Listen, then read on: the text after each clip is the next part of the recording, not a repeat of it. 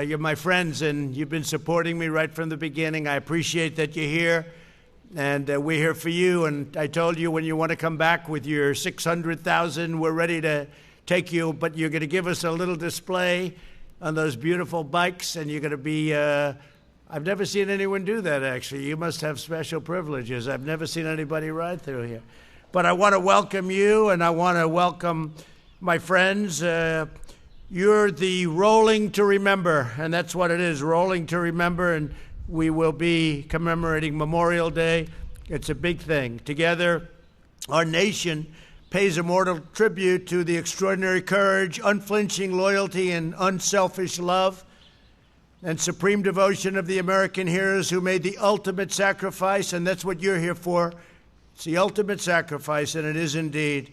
They laid down their lives to ensure the survival of American freedom. Their names are etched forever into the hearts of our people and the memory of our nation. And some of you, it's been very close, very, very close. It's very close to your heart. We'll cherish them and our Gold Star families for all time.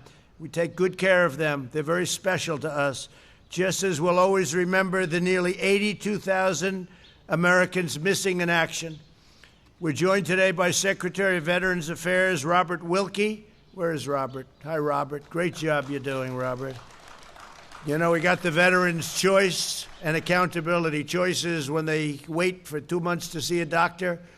Before they have to wait like a few hours, they go outside, they get themselves a good doctor, we pay the bill, and they get taken care of. So, you know, the stories were legendary. You don't hear bad things about the VA anymore. Used to turn on every night, you'd see a horror show. So I want to thank you. You've done a fantastic job, Robert. What a great job. Accountability also. We had VA accountability. Sounds easy, but when you have civil service and you have unions and you have all of this, for 40, 50 years they've been trying to get rid of it. They don't take care of our vets, we fire them. Before you couldn't. They were sadists, they were thieves, and I think you've let go of more than 8,000 people, right, who were terrible. They've been trying to fire them for years. They didn't take care of our vets. Just the opposite. They were horrible. Now they're gone. We got them out, so that's a big thing. So it's Robert Wilkie. Thank you very much. National Commander of MVets, Jan Brown. Where's Jan? Jan, thank you very much. Good job. Good job you've done here. You got this very special group. They're going to be doing a very special ride. I'm going to get to watch you, I hope, right? Because I don't know. Sometimes I look at those bikes. I don't know. They're pretty tough, right? And actor Robert Patrick, who's been in many films and television shows. I know that well. Most notably as T-1000 in Terminator 2. That's not too bad, huh? You're looking good. You're looking good, Robert. I want to especially recognize the legendary AMVETS riders who made the Rolling to Remember possible. For 32 years, Rolling Thunder, my friends, carried out a ride of remembrance, and now we're going to continue that onward. And the Rolling Thunder people were terrific. Artie and everybody, they really were. We had a good relationship with them. You know that, right? You're going to say hello to my Artie. And I heard they were giving him a hard time a couple of years ago, and I said, nope, no hard time. But people do get older, right? They get a little bit, he said, I'm getting a little older. So, but Artie's terrific, and the whole group is terrific. And thank you for keeping this noble tradition alive and for preserving the memory of those who are missing, but never forgotten, never forgotten. My administration will spare no effort or resource to support the men and the women who defend our nation. We've secured over $2.1 trillion in funding to completely rebuild American military with and think of that, 2.1 trillion. 2.1, not billion, you know, it used to be million. And then about 10 years ago, you started hearing billion, and now you're starting to hear trillion, right? So it's, I don't know if that's a good thing or a bad thing, but it's good when we're spending $2.1 trillion in funding on our military, completely rebuild the military. Our American military now has the greatest equipment, the finest equipment it's ever had. It's been entirely rebuilt. Some of the equipment is still coming, all made in America. Everything. And when I came here, and you people knew it better than anybody, our military was depleted, just like the shelves were empty from medical equipment. We didn't have ventilators. We didn't have testing. We didn't have anything. And now we have great testing, the best in the world. We have great ventilators. We're making thousands and thousands of them. And we're actually now so loaded with ventilators that we're helping other countries and therefore saving lives also. But our American military with 281, that's a lot of planes, F-35 fighter jets, the best in the world, 453 Abrams tanks, 14,400 tactical combat vehicles, 2 aircraft carriers, 36 additional battleships, and much more. All made in the USA. So importantly, we're giving our service members the resources, tools, and equipment they need. We're even getting brand new, beautiful uniforms. Doesn't sound like much. If I told you what it costs, it's a lot for the Army. The Army has new uniforms, and they are gorgeous. We passed the largest reform of the Department of Veterans Affairs in the history of the department, including VA accountability, and I said VA choice. We've removed 8,500 VA workers who weren't doing their job, who were taking advantage of our country and hurting our vets. The percentage of veterans reporting they trust services, think of that. They trust services, so they report, and they say they trust services, has reached the highest in the history of the VA, Secretary. That's a big statement. So the percentage of veterans reporting that they trust the VA and the VA services is now the highest in the history of the service. Satisfaction with the VA outpatient care has reached 89%, and we're not going to rest until we have it at 100%, Robert.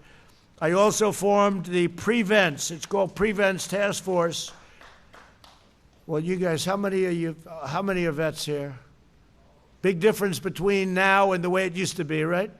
Big difference. I also formed the Prevents. I got to be careful when I ask that question. Sometimes somebody could say, oh, we used to like it better. That would not be good, right? You know that would go in the fake news immediately, right? That's all they'd cover, so I have to be very careful, but thank you. I also formed the Prevents Task Force to fight the tragedy of veteran suicide, which is an unbelievable tragedy. And we actually have medications that we're working on. They have one from Johnson & Johnson, which is a inhaler, and it's been very effective. We've ordered, I think, thousands of units of that, thousands and thousands, and we're using it. When the invisible enemy struck our country, my administration quickly secured VA medical facilities. We're keeping the sacred covenant. We're protecting those who sacrificed so much to protect us. I was very early. In fact, out of many, many people, I was the only one that wanted to do it. I guess I was the only one that mattered, but I kept China out of the United States. I put a ban on China in January. Then I took a lot of heat. Joe Biden said, oh, he's xenophobic. Oh, that's right. Yeah. But a month later, he said I was right. As you know, Dr. Fauci, a good guy, said, you don't need to do that. And then later on, when he saw that I did it, and when we kept thousands, tens of thousands of people out, he said Donald Trump saved thousands of lives, tens of thousands of lives. And we did. So we did it very early, and that was a very important, the ban on Chinese people from China coming in, because I was seeing how badly infected the one area, Wuhan, was. So I put a ban on, and everybody thought Nancy Pelosi a month later was in Chinatown in San Francisco. She's dancing in the streets of Chinatown trying to say it's okay to come to the United States. It's fine. It's wonderful. Come on in. Bring your infection with you. And then she said, he should have done it earlier, about me. And she's dancing a month later. These people are sick. Anyway, last year I signed the National POW MIA Flag Act, which requires that all federal buildings fly the POW MIA flag in addition to the American flag in the months, right? And you see them all over Washington now. And they could be separate from the flag. You could do a separate placement, or you could put it under the flag. In the months since, that righteous flag has proudly flown over the White House. You probably noticed it today. But that reminder is the work left, and we have work left, but we have to get it. We have to win the White House. Otherwise, a lot of the great things that we've done, we're going to do great with our economy. We're going to see, you already see it starting to happen. We're trying to get some governors, they're not opening up, but they'll be opening up pretty quickly. Today, I just spoke to CDC. We want our churches and our places of faith and worship, we want them to open, and CDC is going to be, I believe today, they're going to be issuing a very strong recommendation, and I'm going to be talking about that in a little while. But they're going to be opening up very soon. We want our churches open. We want our places of faith, synagogues, we want them open, and that's going to start happening. I consider them essential, and that's one of the things we're saying. We're going to make that essential. You know, they have places essential that aren't essential, and they open, and yet the churches aren't allowed to open, and the synagogues, and again, places of faith, mosques, places of faith. So that's going to see that, you're going to see that. I just want to say you've been tremendous supporters of mine. The bikers, I call them the bikers. The bikers, for whatever reason, you liked me from the beginning, and I like you from the beginning. And I remember I went to Hilton Head, and I went to other places, and there'd be thousands of bikes outside, and they were all in support. And they actually said, no, we don't have to, because there was no room. We've never had an empty seat from the time I came down the escalator with our future first lady. Who would have thought, right? Remember they were saying, what's he doing? But there were a lot of people that thought we'd win, and we won pretty easily, too. 306 to 223, that's pretty easy. And we went through a primary that was tough, and you were there with me. We went through an election, and that was tough, and you were there with me. Always there, the bikers. I think, what do I have, 98%, 95%? We're trying to find who are the 3% or the 2%. We're looking for them, right? We're all looking for them.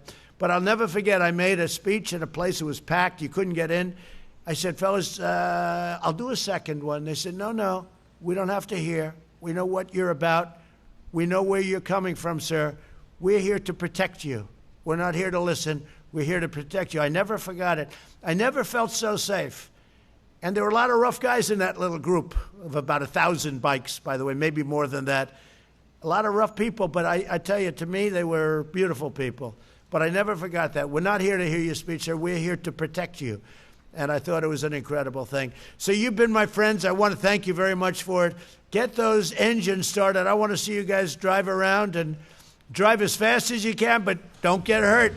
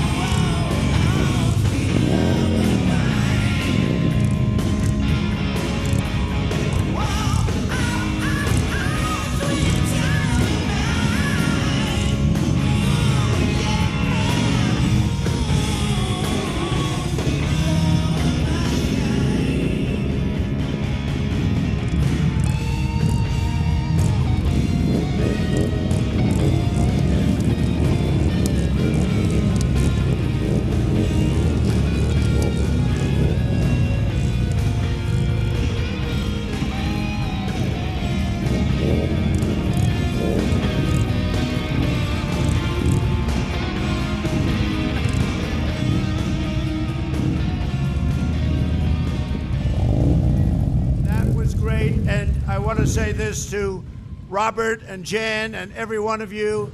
Say hello to everybody. November 3rd's a big day. We don't want to destroy this country. We're going to make it bigger, better, greater than ever before. You're going to see it happening very soon. We're coming into the third quarter. That's transition to greatness, third quarter transition. Get out there, work November 3rd. November 3rd is the big day. Get all those cycles going there. But we appreciate you being here. Go have some fun. And we love you all. Thank you very much. And thank you. Thank you very much. Thanks. Thank you.